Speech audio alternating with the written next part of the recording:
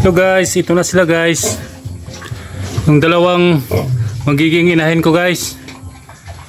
Ito guys, manganak na to ngayong second week. At saka yung isa doon sa dulo, third week. At saka hindi pa nailipat to guys. Gusto kong ilipat sa panakan nila kasi pag dito ko panakin may tubig guys, dahil madaling mabasa. Kawawa naman yung biik pag dito. Saka gusto ko dito may lipat guys,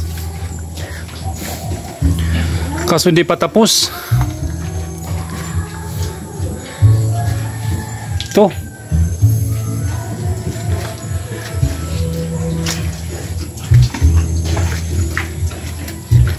Ito sa third week katapusan guys. Daling mahingal to guys, tapos kumain nakahiga kagad. Saka ito yung dalawa, pang tapal gastos yun guys. Ito kayo guys, ilang days ba kayo maglipat guys sa panakan? Salamat po.